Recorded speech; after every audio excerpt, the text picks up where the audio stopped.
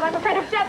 I can't even stand here. Someone said you could smash. I thought you were going to be my partner in this. Oh, I made a terrible mistake. Oh, I should have known you'd do something like that. I should have known this isn't the first time, you know. Bette Midler and Barbara Hershey are lifelong friends from very different backgrounds in Beaches. It's one of 5 new films we'll be reviewing this week on Siskel and Ebert.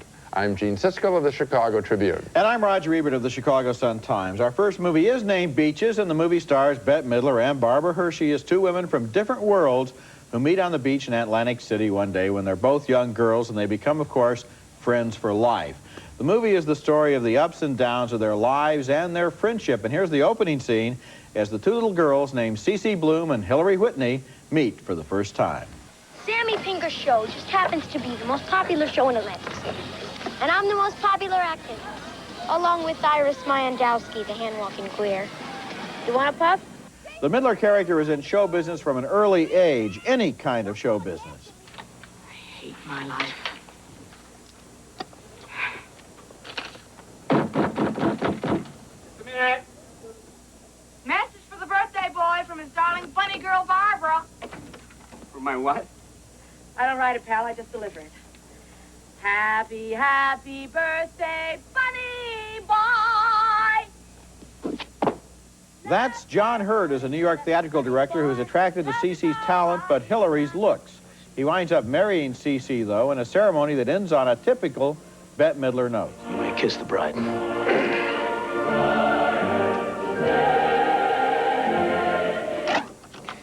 Here's her tape. I've got to get back to my lunch. What'd you do that for? It's the happiest moment of my life. I don't ever want you to forget it. The 2 women have one of their rare fights over who really plays second in the romantic sweepstakes. I know what's eating you, too. Oh, really? What's eating you? Plain, old-fashioned jealousy. Jealousy? Jealousy? What am I jealous of? Your insane ambition? No, it must be your new money. No, I'm jealous of your marriage of convenience. That must be it.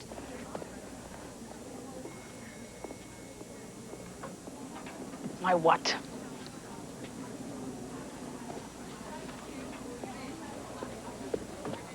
Aren't you afraid you got him by default? They fight, but they make up, and they're always there for each other when the going gets rough. I cannot believe you're bringing that up again. Yeah, well, it's the most inconsiderate thing anyone's ever done. I told you a million times what happened. I went to the Iranian Queen for a pedicure. His manic-depressive boyfriend stole my purse with everything in it. I didn't have fun. Richard. Congratulations. I hear your play is a great success. Oh, yeah, thanks. Oh, and I hear you're getting married. Hillary told me she's quite beautiful. Thank you. She also says she's very nice. You're going to stay, aren't you? How did I get in here? Oh. Miss Bloom, are you all right? Somebody? Are you all right? Anybody? Oh, you gotta be joking. And in that maternity ward, it's almost as if both women are there to give birth, and they both wind up raising the same child, for that matter. Beaches is a combination of 2 kinds of movies. A lot of the Bette Midler material comes from the tradition of backstage biography, Born in a Trunk, while the friendship between the 2 women is more like a tragicomic melodrama or soap opera. The problem is that all of their time together seems to consist of scenes with a beginning, a middle, and a great punchline. We never get the feeling that ordinary, unorganized, spontaneous life is taking place here. And the ending of the film goes for a series of big emotional moments that somehow seem recycled out of old movies instead of out of life. I liked Beaches in a way because of the performances, but I didn't like much more than the performances, and after giving it some thought, the thumb is going to go down. Mine goes down, too. I think that this picture starts out very well with the 2 little girls. I mean, they have amazing casting in the little girls that are going to become Bette Midler and Barbara Hershey later on. But I didn't believe that John Hurt was going to marry Bette Midler. Did you believe that marriage at all? I thought that was a marriage of convenience for the film. I believed it was a marriage. Oh, that kind of convenience. Yeah. Convenience for the plot. Yeah. Okay. No, okay. and now that's important because, I mean, you know, here's an important event that's going to be critical of the whole plot, but it didn't seem justified. There was like a scene missing where we would have seen really what he liked about her. Well, you know what else is missing in this movie? I really felt that heart was missing. I never really believed. Here are two wonderful actresses. No question. You know, but I never really believed that in this movie they really did care for each other in the way that the movie requires them to.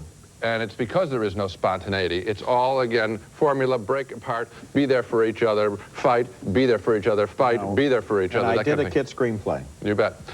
Our next film is We Think the World of You, a modest and not particularly memorable story of a British gentleman's attachment to a working-class married man. When the young man is jailed for housebreaking, his older admirer visits him in jail. Gary Oldman plays the jailbird, Alan Bates, his suitor.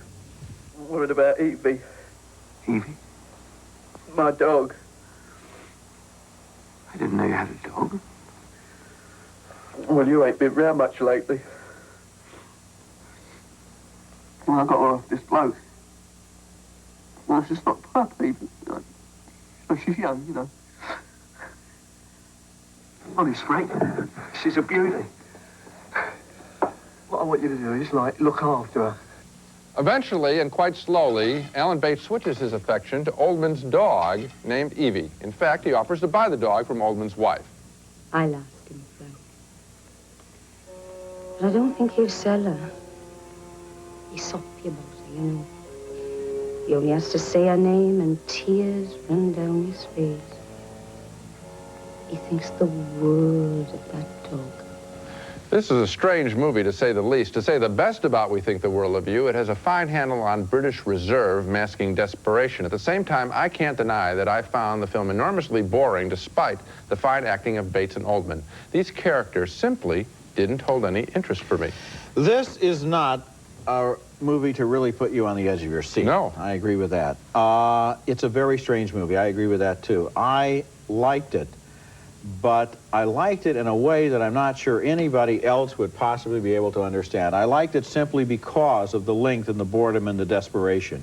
The fact that these lives are so sterile, so empty of anything. The way that the characters are so ambivalent about their homosexuality that the Alan Bates character finally winds up projecting all of his feelings on the dog, and everybody else projects their feelings on the dog too, because they all know about the homosexuality and they won't admit it either, so that the dog becomes kind of the replacement or the surrogate for what everybody in this movie really feels. Now, that was interesting to me, and yet at the same time, I can't say that most people would really find this movie terrifically entertaining. What you've said intellectually makes sense, but as it plays out on the screen, I found it deadly dull. Well, I found it very interesting that they even tried to tell this story. It's completely unlike anything else I've ever seen. When we come back, Dangerous Liaisons, a movie version of the stage hit about French aristocrats who destroy themselves through their obsession with sex.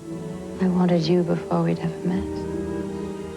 My self-esteem demanded. Liaisons, retitled from the long-running London and New York stage hit Les Liaisons Dangereuses. I'm starting those French lessons next week. Yeah. It's a tragic comedy of manners and immorality based on the scandalous 18th century novel of the same name about a viscount and a marquise who dare each other to play dangerous romantic games until they're destroyed by the unexpected experience of real love of all things.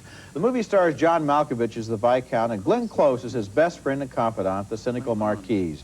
They share all of their secrets with each other, and the Viscount has a reputation as an invincible and amoral Don Juan. He thinks he might have just spotted his next great challenge. You can't mean it. To seduce a woman famous for strict morals, religious fervor, and the happiness of her marriage. What could possibly be more prestigious? I want the excitement of watching her betray everything that's most important to her. Surely you understand that. I thought betrayal was your favorite word. No. Cruelty. When he's in action, the Viscount has an approach that seems almost irresistible, especially to a young and inexperienced victim like Madame de Tourvel, played by Michelle Pfeiffer. I know God is punishing me for my pride. I was so certain nothing like this could ever happen. Nothing like what? Do you mean love? I can't. Is love what you mean? You promised yes, not to of speak course, of it. I understand, but I must know. I can't. Don't you understand? It's impossible. You don't have to speak. You don't have to speak. Just look at me.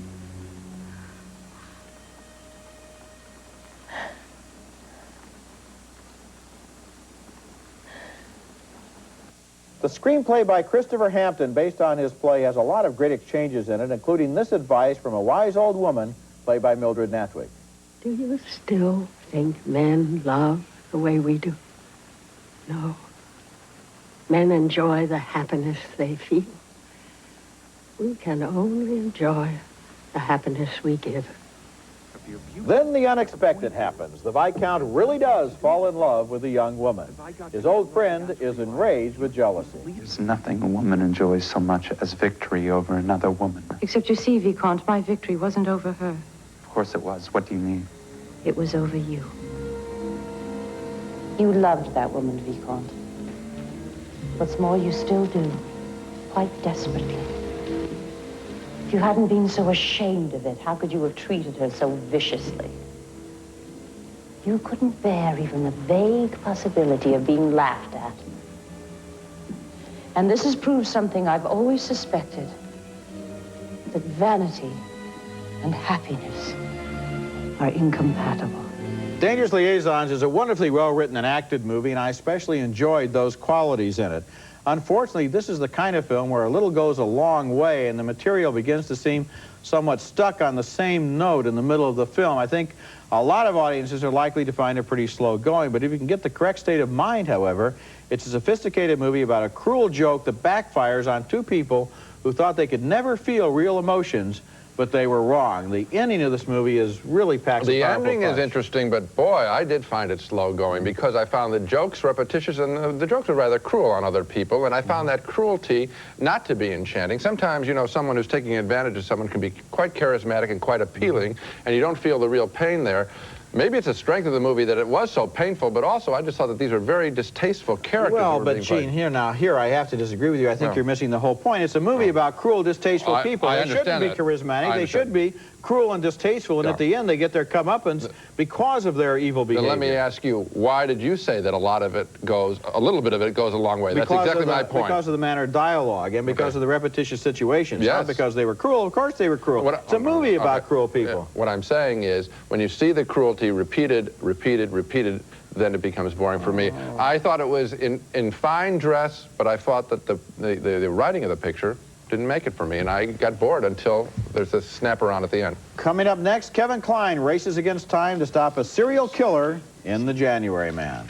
There is a man, a killer, a strangler, waiting right inside your apartment door. January Man, an offbeat thriller that has an impressive cast and a fine writer, but stumbles with an improbable mix of comedy, romance, and traditional find-the-killer thrills.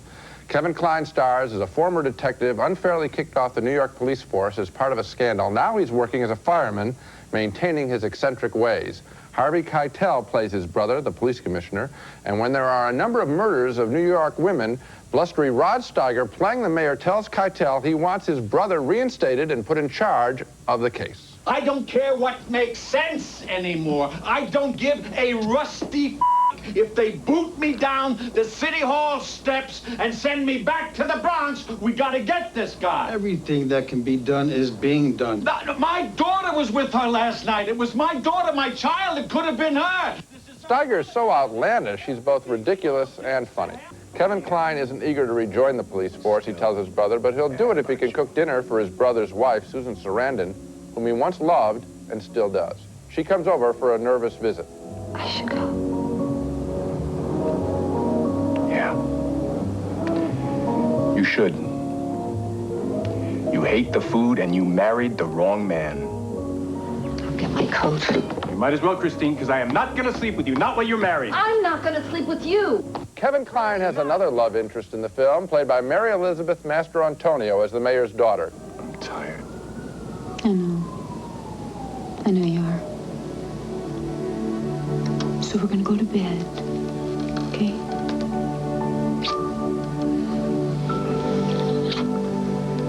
And then we'll sleep. And then tomorrow, after a good breakfast, you're going to catch the killer and save the girl. The January Man was written by the talented John Patrick Shanley, who deservedly won the Oscar last year for his original screenplay of Moonstruck. He specializes in strange, colorful characters, but unlike Moonstruck, most of the major players here are not rooted in reality, particularly the men. I found Susan Sarandon's character to be the most fascinating, and I wish the story had been more about her and less of a thriller tinged with comedy. Well, I thought the January Man was way, way, way all over the map. I think the people in this movie were all working with different scripts or with different instructions. It's like an interview I saw with Leslie Nielsen, the man who's the star of The Naked Gun, and he said, I had to play it absolutely straight as if I didn't know it was a comedy.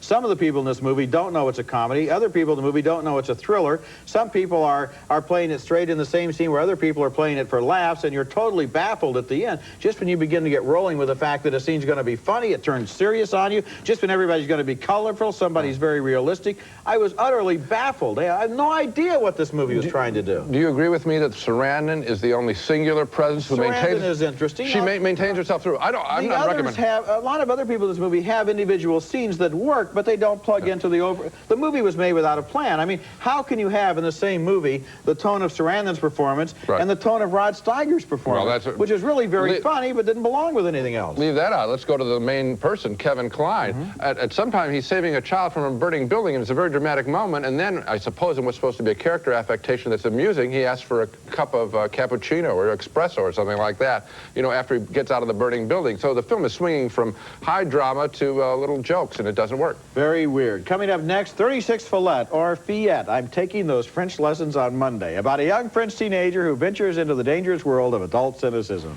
Connais l'hôtel du Palais? Si après il m'arrive quelque chose, les gens diront que je l'ai bien cherché. It's likely to be one of the more controversial European imports of the season because it gives us a modern-day Lolita who seems a great deal more sure of herself than most of the older men who want to take advantage of her, so they think.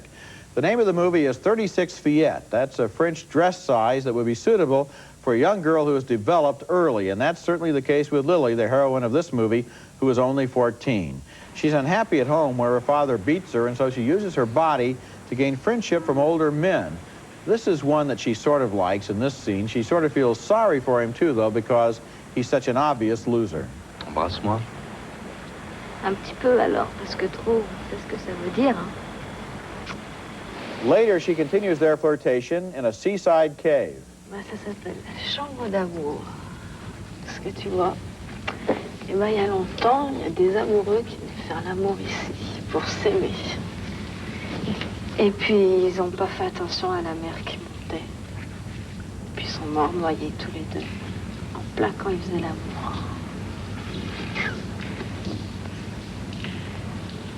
Ça risque pas de nous arriver.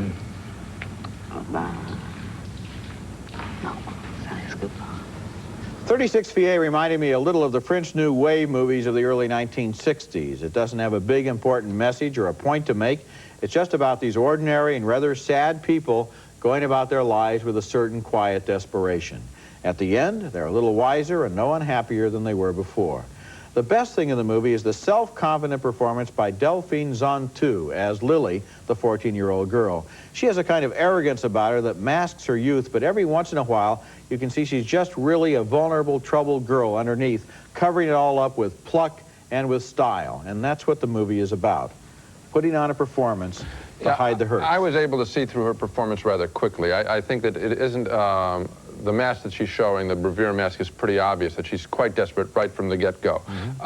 In contrast to a much more sophisticated French film called Vagabond that we saw, which was also about the travail of a young woman passing through the French countryside. The French often use, and have a great history of using the children as mirrors of society and what adult people, how distorted they become when they become adults. And I know it comes from a great tradition. I don't think this is that good of a film. I think that I think it's just too obvious the way it's going to be. Gene, I've talked about this movie with a lot of women. I saw it at 2 different film festivals earlier this fall, and women seem to really identify with the film, and they said that what I probably wasn't picking up on is the moment when a woman, a young adolescent, finds that her sexuality has given her a certain power that allows her to enter into the adult world in a way that she couldn't before. And that moment is rather exhilarating, but also very, very, very frightening. And that's what this movie is about. As I looked at it again, because I've seen it now twice, I thought of that, and I think that the movie really is a special movie. Well, Roger, the point that you make is absolutely true. That does happen. It's been documented in other films, and it's absolutely true. I'm just talking about the very specific way in which it's portrayed here, and I think it's just a little obvious. Now let's recap our reactions to the movies on this show. 2 thumbs down for Beaches, a film that just misses because of a mechanical plot forced on 2 very fine actresses, Bette Midler and Barbara Hershey. A split vote on We Think the World of You, the English drama of hidden homosexuality. I found it boring. Roger thought the boredom had a validity of its own. Another split vote on Dangerous Liaisons. I found it repetitious and vote thumbs down. Roger thought the ending of the film redeemed its faults. 2 downturned thumbs for The January Man, the confused comic thriller. And a split vote on 36 Fillette, a film about a 14-year-old girl's sexual oddities. So I didn't have a film that I liked this week. And I liked 3. I liked We Think the World of You, 36 Fillette, and Dangerous Liaison. Fillette? Start the lessons a little sooner. So that basically what You're not crazy about any of these films, are you? No, but I think I'm more receptive and open to new experiences than you are, because you just want to see the same old films over and over again. That's not true. That just shows that I have a more open mind. No, you're a pushover is what it's not. It's a good lesson for the new year. That's it for this week. Next week, our annual show looking back at some outstanding performances by actors we really started to notice for the first time during the past year. We call them the new faces of 1989. That's next week, and until then, the balcony is closed. Raisinets and Goobers are playing everywhere, starring plump, juicy raisins and great golden peanuts. Both now feature creamy Nestle milk chocolate. Johnny Cat Premium Cat Litter. Johnny Cat and a little privacy is all any cat needs. Everything else is just cat box filler. Sticklets is the naturally flavored gum that gives you more sticks per pack than any other gum. Natural flavor, more sticks. Sticklets. Pledge. Generation after generation, Pledge keeps your wood furniture looking beautiful without any buildup. With Pledge, dusting can be beautiful.